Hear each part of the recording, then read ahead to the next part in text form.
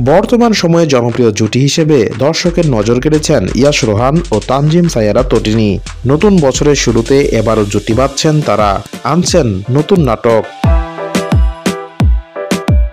জানা গেছে, কথা সাহিত্যিক ও নাট্য নির্মাতা মারুফ হোসেন সজীবের নির্মাণে কাছাকাছি দুইজন নাটকে দেখা যাবে ইয়াশ তটিনীকে। অবশ্য মারুফের সঙ্গে ইয়াশের এটি প্রথম কাজ নয়। এর আগে কথা বন্ধু ও খুশি নামের দুটি নাটকে কাজ করেছেন ইয়াশ। নতুন নাটক নিয়ে ইয়াশ বলেছেন, সজীব ভাইয়ের কাজ আমার সবসময় ভালো লাগে। কাছাকাছি দুইজন নাটকের গল্পটিও খুব সুন্দর, আশা করি সবার পছন্দ হবে। তটিনী বলেন, প্রথমবার সজীব ভাইয়ের নির্দেশনায় তার টিমের সঙ্গে কাজ করা, ভালো লেগেছে কাজ করতে। ইয়াশ ভাইয়ার সঙ্গে একসঙ্গে অনেক নাটকে কাজ করা হয়েছে। একসঙ্গে কাজ করতে করতে এখন বেশ স্বাচ্ছন্দ্য বোধ করি তার সঙ্গে অভিনয় করতে।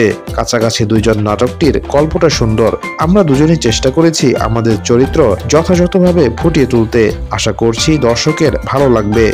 এদিকে নির্মাতা জানান, শিগগিরই একটি বেসরকারি টেলিভিশনে প্রচার হবে নাটকটি।